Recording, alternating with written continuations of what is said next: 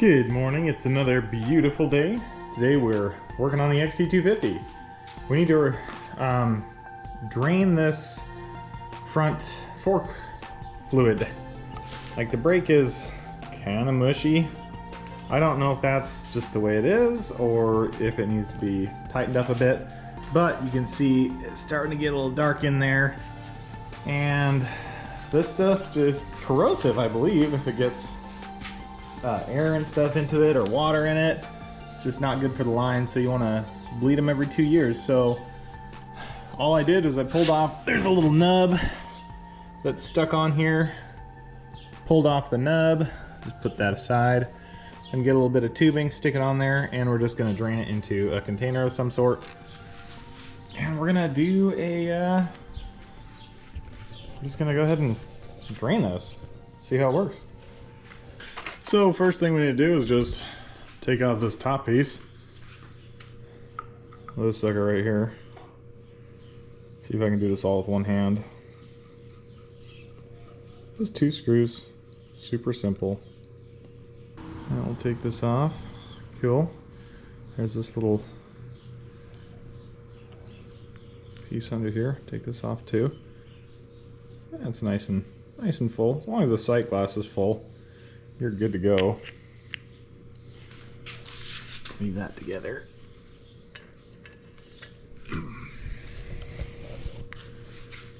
So you got the fluid right there. And there's actually there's normally like a line in here that tells you how high you want to be. Okay, we want to move this over a little bit. It's got like a chalk on my tire. Let's move my chalk over a little bit. It's a round chalk, not very good. Okay, that's more straight up and down. We'll leave it at that. So here's what we're gonna do. We're gonna go ahead and open this like this. So this thing is open. Let's see how. Starting to put brake fluid through it. We're gonna squeeze the brake lever and then we're gonna close it. But what we want to make sure to do is when we're doing this process, we don't want to introduce any air into the system. So see this? We're just going to add our new brake fluid here and make sure this is nice and topped off on top. People always warn against spilling this because it'll eat your paint. So a lot of times people will put something down like this just to make sure you're good to go, you know, all around it, to protect it. I'm not too worried, this is just a dual sport. But let's go ahead and keep pumping. So we filled the cylinder maybe 4 times. Okay, so this is, you can see what's happening here. It's actually pulling in air from my line. That's not actually what's happening. So I've got this completely closed, so it's a closed loop. That air that was coming through, that was actually coming through the outside up through my line. So if you get really big bubbles like that, that's not, see like that, I've got it completely closed. So there's nothing in here that's bubbling up. This bubbling is actually coming from outside. It's not sealed right. So that's an issue of mine. But that's something that you should definitely be aware of. So if I squeeze the brake lever and let this go, you know, it's not going to be anything like that when I'm actually pumping it. You're not going to see any of those huge bubbles. So if you see huge bubbles like that, don't worry. It's the seal around here that's just messing up. What you're looking for are these smaller air bubbles. Brake feels pretty good. So I'm gonna make sure this is tight, and that's it. As I loosen this up, you'll see a lot of those air bubbles coming out.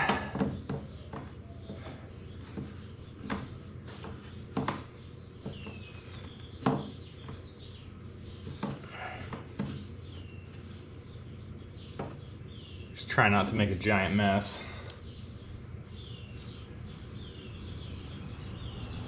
Okay, there you go. And what I'll normally do is I'll cut the tip off of this tubing next time I do the next one, so I have a nice connection. We got to remember that when we add our lid, we need to leave a little space for our lid. So we're going to try that. That might be too much. So this lid is going to go down on top of it. It's probably going to spill out. Oops. Make sure the words are correct. Go down. I think it's not going to fit. Just hold over because I'm going to spill probably. There we go. There's a little bit coming out of it, not too much.